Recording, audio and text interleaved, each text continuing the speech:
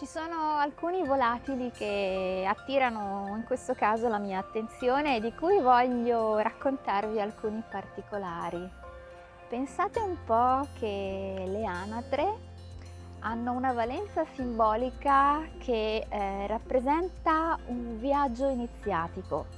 Sì, perché sono uccelli migratori e quindi loro partono per un viaggio e tendenzialmente vanno insieme, pensate che vanno in coppia.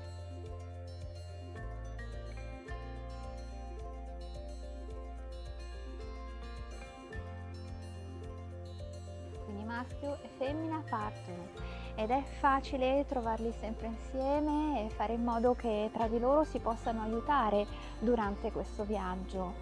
E la cosa particolare di questo animale, quasi magico, è il fatto che si dica che attraverso i suoi occhi egli sia in grado perfettamente di connettersi con lo stato emotivo ed emozionale della persona.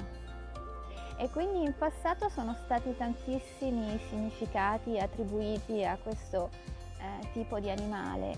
Tra l'altro è facile confondersi perché come ci possono essere le anatre, ci sono le papere e per questo motivo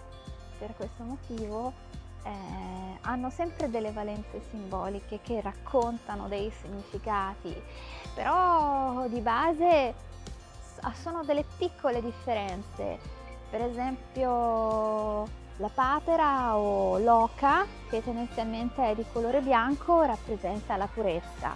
Sono animali molto simili, però la loro particolarità è il fatto di riuscire a entrare in contatto con gli altri esseri attraverso gli occhi per capirne le emozioni.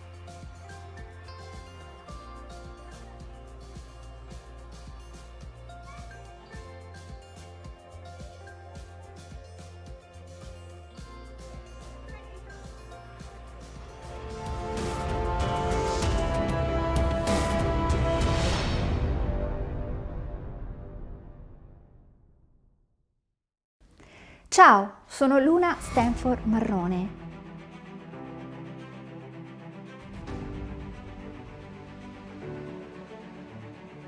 E non sono soltanto una ricercatrice studiosa e appassionata di simbologia, ma sono nata e cresciuta nei simboli.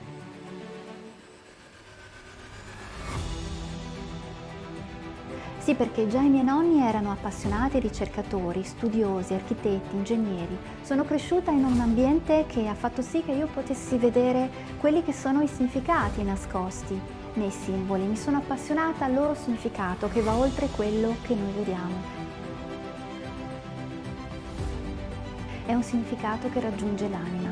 Ho deciso così, per questo motivo, di farne una professione e di raccontarvi quello che c'è dietro ad ogni simbolo. Seguitemi sulle mie pagine.